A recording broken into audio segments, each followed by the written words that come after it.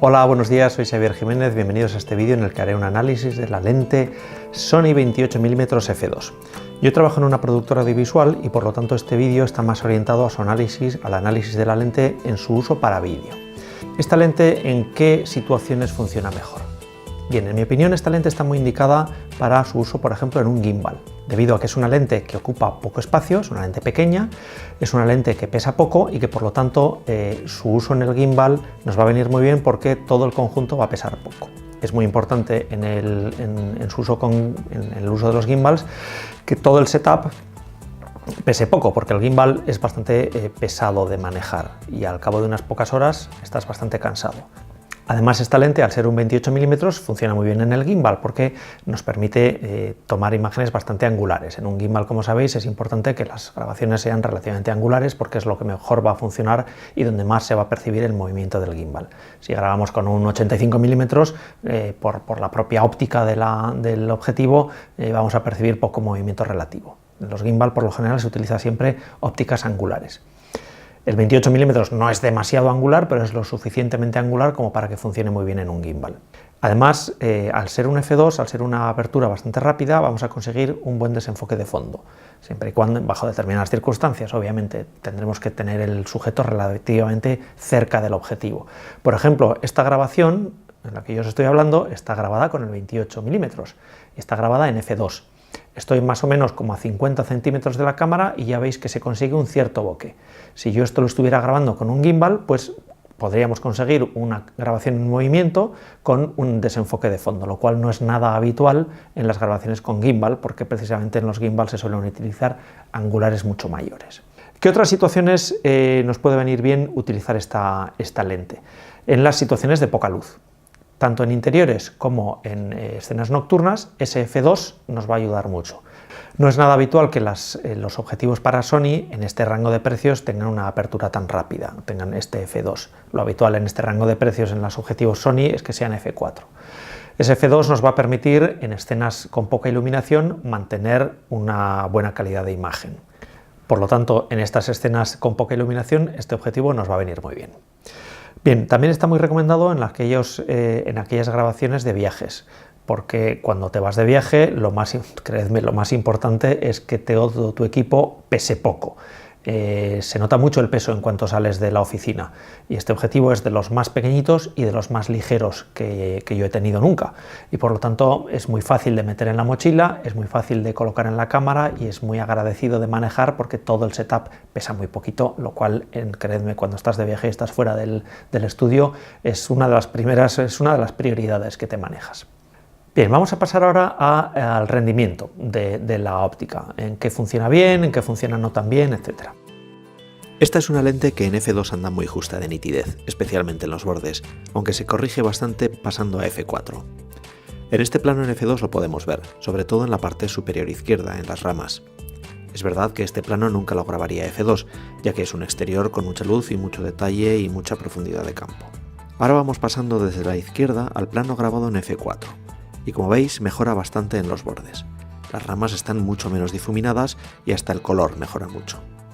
La parte central tiene siempre buena nitidez, tanto a f2 como a f4, pero en los bordes se nota bastante la falta de nitidez a f2.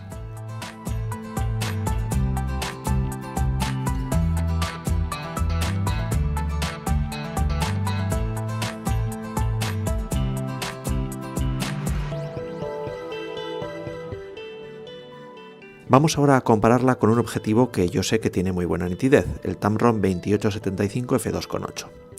Para que sea una comparativa justa y como ya hemos visto que el Sony f2 es muy poco nítido en las esquinas, vamos a comparar ambos objetivos en f4. Vemos primero la escena con el Sony a f4.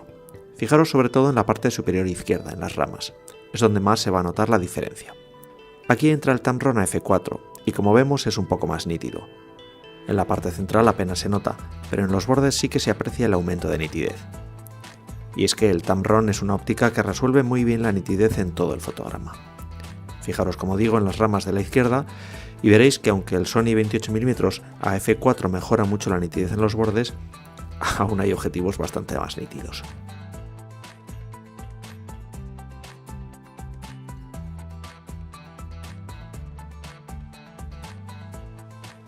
De todas formas, para vídeo la nitidez no es tan importante. Quizás en fotos sí, porque en una foto de muchos megapíxeles que quizás luego tengas que ampliar, pues es importante tener una nitidez a lo largo de todo el fotograma. Pero en vídeo no es tan importante. De hecho, en vídeo es más importante tener un buen bokeh que una buena nitidez.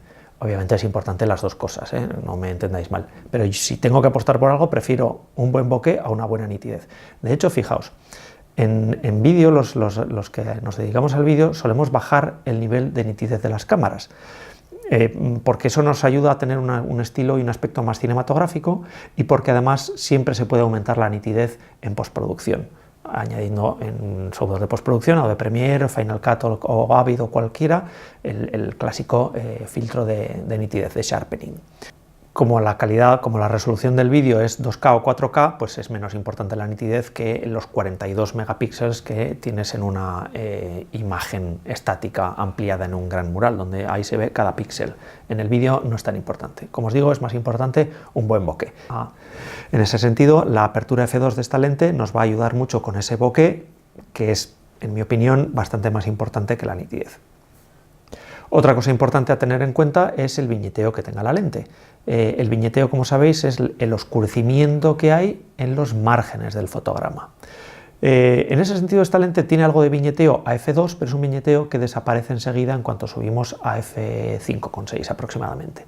Y nuevamente para vídeo no es tan importante el viñeteo, por dos razones. La primera es porque es muy fácil de corregir en postproducción. Con un filtro de Premiere, por ejemplo, que es el software que utilizo yo, el filtro Lumetri te permite de una forma muy sencilla añadir, por entendernos, un viñeteo negativo, o sea, compensar el viñeteo que pudiera tener con un filtro de postproducción.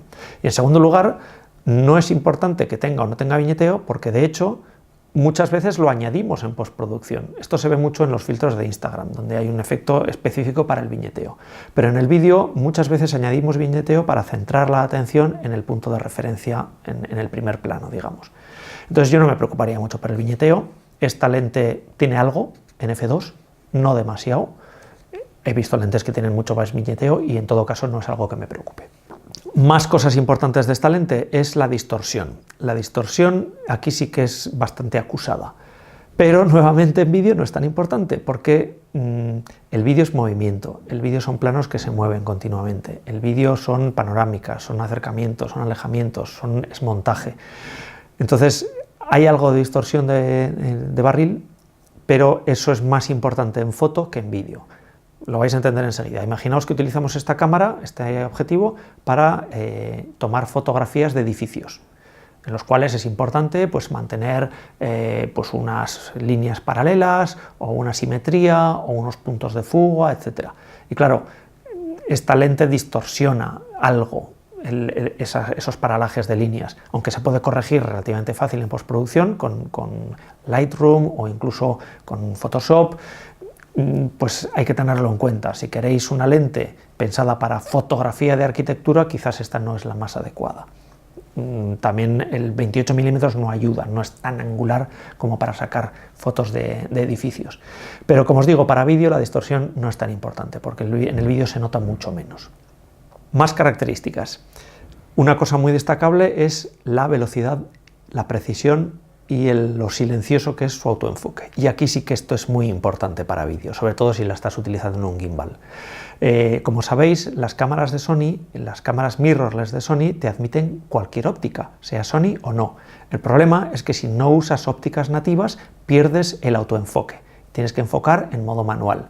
Y eso en un gimbal es un gran problema, porque el gimbal te estás moviendo, estás continuamente cambiando de plano y no puedes, va todo muy rápido y no puedes estar pendiente del enfoque manual. Sobre todo si tienes una apertura rápida como un f2 y el enfoque es tan crítico, ¿no? Entonces decir de esta lente, de este objetivo, que tiene un autoenfoque rápido, silencioso y preciso, lo cual es muy importante, es un gran punto a favor de esta lente. Elementos negativos. Yo diría que algo de viñeteo no me preocupa, yo diría que algo de distorsión no me preocupa y que por supuesto pues no tiene en conjunto la calidad que tiene una lente G Master que cuesta 5 veces más, pero vamos, eso ya lo sabemos. Si quieres la calidad de una G Master, pues te gastas 2.500 euros y tienes calidad G Master. En mi opinión no compensa, salvo que te sobre el dinero, pero no compensa. De hecho, es más importante que las características técnicas de los objetivos, de las ópticas, incluso me atrevería a decir que hasta de las cámaras, es el saber cómo manejarlas, el saber qué pueden dar de sí, el saber extraer toda la capacidad de tu herramienta.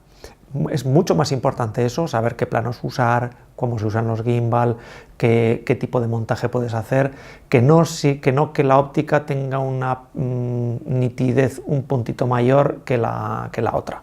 Eso de contar nitidez, contar la distorsión, fijarse en el viñeteo, etcétera, solo lo hacemos, yo también lo hago, los que estamos muy centrados en el sector, ¿no? Yo estoy continuamente haciendo vídeos a clientes y ni uno solo de mis clientes me ha dicho que parece que este plano tiene un poquito más de viñeteo que el de al lado, o la nitidez en el corner, en la esquina de este plano, que se nota que está grabado con una óptica 28 milímetros en lugar del siguiente plano que se nota que es un 6 y es un poco más nítido. No, o sea, nadie jamás en 20 años de profesión me ha dicho ni me ha hecho notar nada relacionado ni con viñeteo, ni con distorsión de nada, en vídeo, ni con la nitidez en absoluto. Lo más importante es saber usar lo que tienes, saber qué características tiene y extraerle todo el rendimiento. Y para eso es importante saber de gimbals, saber de ópticas, de qué puede dar de sí de la óptica, de cuándo usar una apertura rápida y cuándo una lenta, de usar los perfiles de color, de saber cuándo tienes que sobreexponer y cuándo no, de cómo grabar en logarítmico, de qué tipo de planos hacer, si hacer planos generales, si hacer planos medios, si hacer planos cortos, de cómo combinar esos planos, de cómo darle ritmo al montaje para que el resultado sea atractivo.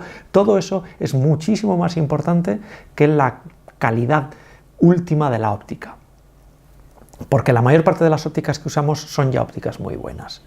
Otro punto a tratar es qué alternativas tenemos. Es decir, al final esto es lo de siempre. No se trata tanto de cómo de bueno o de malo es una óptica, sino qué alternativas tengo para hacer lo que quiero. Si yo quiero una óptica prime de angular, 24 o 28 milímetros, pues ¿qué opciones tengo?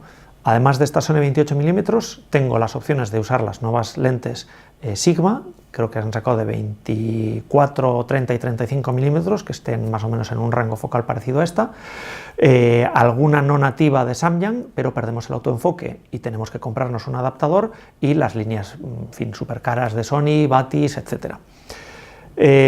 Yo diría que, comparando un poquito todas las posibilidades que nos da el mercado, esta lente 28 milímetros de Sony es un compromiso entre poco precio, creo que es la más económica de todas las opciones, y buena calidad.